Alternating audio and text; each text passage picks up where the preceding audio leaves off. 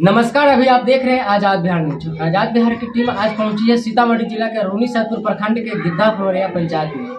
और अभी हमारे साथ यहां से बने हुए वर्तमान पंचायत समिति सदस्य के कार्यकर्ता। आइए जानते हैं इनसे हम इनका पूरा परिचय और कुछ मुद्दे पे हम इनसे बात करेंगे जो पंचायत से रिलेटेड होगा।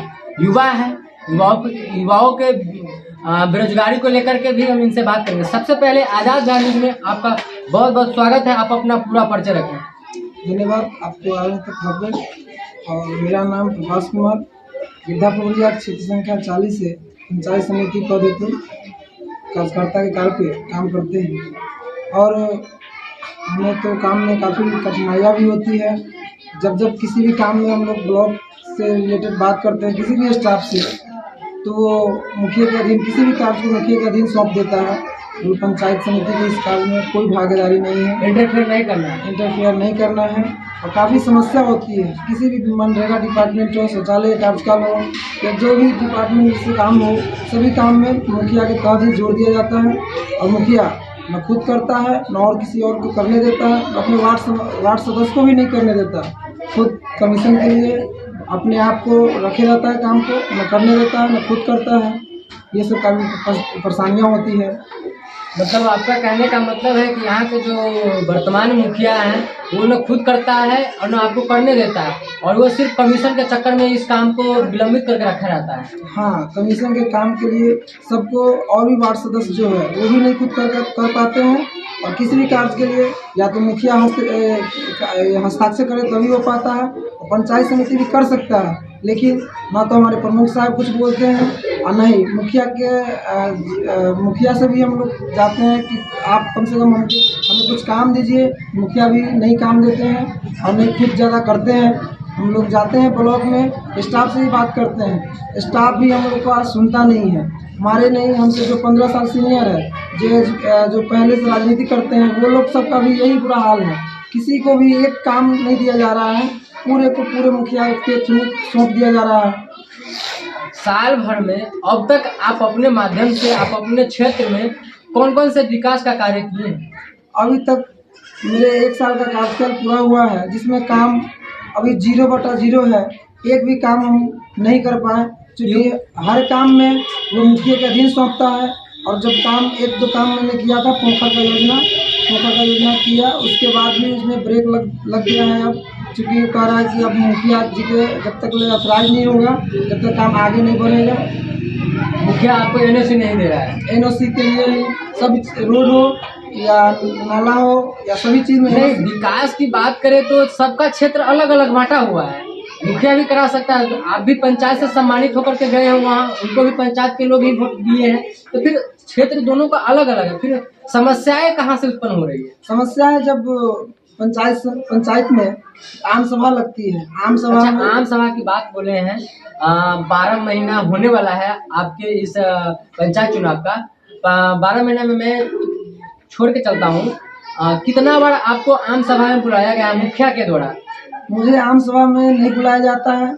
और लगभग बहुत सारा पंचायत ऐसा ही है जिसमें मुखिया अपने पंचायत अपना धांधली दिखा रहा है। अपने धांधली के अकॉर्डिंग ही समिति को बुलाता ही नहीं है, क्योंकि कार्यकाल जो भी कार्य हो ये समिति को न पता चलता है।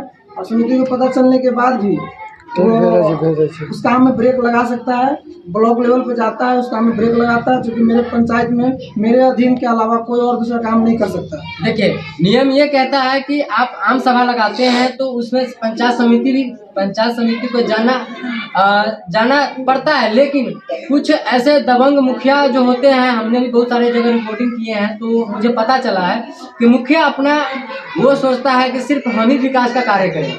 सिर्फ वो चाहता है, मतलब अपने आप में ये साबित करना चाहता है कि जनता सिर्फ हम ही को वोट दे करके इस मुखिया पद पे बैठा है। अपने आप को वो कहीं ना कहीं दबंग साबित करना चाहता है। बहुत सारे आपके रूनीसैदपुर में भी ऐसा हमने सुना है कि पंचायत समिति को कार्य करने के लिए बहुत सारे बाधित करते हैं। अब जैसे एक योजना आप पास कर लिए, उसी योजना को मुखिया भी पास करवा के काम करवा लेता है। हाँ, बहुत जगह। तो साल भर हुआ है, आपने 1-2-4 पोखर का उराही किए, लेकिन उसमें किसी कारणवश ब्रेक लग चुका है। तो सरकार से आपकी क्या मांगे रहेगी? सरकार से हमारी यही मांगे है कि सभी समितियों को भी कार्यकाल, जैसे आम सभा होती है उसमें बुलाहट हो मुखिया के थ्रू, और चूंकि जो भी कार्य होती है वो पंचायत का ही कार्य होगा, पंचायत समिति हो, पंचायत मुखिया हो, वो भी पंचायत का ही भलाई करेगा जितना कि हम करेंगे। और टीआरएस आपका कौन है? टीआरएस मेरा अभी रंजीत भारती है। रंजीत भारती जी है, तो वो तो फर्ज करते हैं, वो तो मुखिया के अकॉर्डिंग नहीं चलता है। वो सब भी मुखिया का ही बात सुनता है। जब भी आएंगे तो मुखिया के यहाँ पे जाएंगे, समिति से कोई मतलब नहीं। जब हम लोग फोन करते हैं 2 बार फोन करेंगे 4 बार, तो 1 बार मुलाकात के लिए मुश्किल से आएंगे, नहीं तो वो मुखिया का ही सुनता है। और हर स्टाफ जब भी आएगा तो मुखिया के घर पे, मुखिया का आम सभा होगा तो मुखिया को बुझाएगा, वहीं पर रुकेगा। लेकिन एक बार भी पंचायत समिति को, मेरे ऐसा बहुत सारा पंचायत समिति है, पूरे 33 पंचायत का हमारा ब्लॉक है। लगभग पंचायत समिति का यही हाल है, यही दुर्दशा है सभी जगह का। और क्या क्या विकास का कार्य किए आप अपने जनताओं के लिए? जो चुनाव के समय आपने वादे किए थे अपने मतदाता मालिकों से, उनके लिए क्या कुछ कर रहे हैं? लगभग हमने 5-7 रोड की एंट्री करवाया था, और भी नाला वगैरह का भी व्यवस्था करवाना था, लेकिन सभी कार्य में एनओसी के चक्कर में ब्रेक लगवाया। और ब्लॉक का भी कार्यकर्ता यही सब बताता है कि मुखिया के अकॉर्डिंग, मुखिया के रजिस्टर मेंटेन होना चाहिए, जो भी कार्य करना है मुखिया के अकॉर्डिंग ही होगा। उसका ऑथराइज होना बहुत जरूरत है, बिना ऑथराइज के कोई काम आप नहीं कर सकते। आप एक युवा है, युवाओं को क्या संदेश देना चाहेंगे हमारे चैनल के माध्यम से? हम सभी युवा को यही कहेंगे कि सब आदमी एकजुटता से काम करें, पंचायत का ही भलाई करना है, क्योंकि सभी आदमी पंचायत का भलाई करेंगे तभी। हम लोग को आम पब्लिक चुन के भेजा है, प्रतिनिधि बनाया है आप लोग को। हर आदमी का भरोसा है, आपके साथ जुड़ा हुआ है कि काम करे, विकास करे, तभी तो फिर अगले बार इलेक्शन के लिए जाइएगा मुंह खोल के वोट मांगने, नहीं तो फिर अगले बार वोट मांगने जाइएगा, दुर्दशा वही होगा। अभी हमारे साथ बने हुए थे वर्तमान पंचायत समिति सदस्य के कार्यकर्ता, और उनका साफ तौर पर कहना है कि मेरे इस पंचायत में बहुत सारे समस्याएं हैं, मैं जिस पे कार्य कर रहा हूं, लेकिन कुछ ऐसे समाज के लोग हैं जो मुझे कार्य करने में बाधित करते हैं। और इन्होंने अब हमारे चैनल के माध्यम से युवाओं से, हम विकास का कार्य कर रहे हैं तो आप हमें कहीं ना कहीं सपोर्ट कीजिए, तभी जाकर के हम अपने क्षेत्र का विकास कर पाएंगे। तब तक बने रहें नए अपडेट के लिए देखते रहें आज़ाद बिहार न्यूज़। जय हिंद, जय भारत।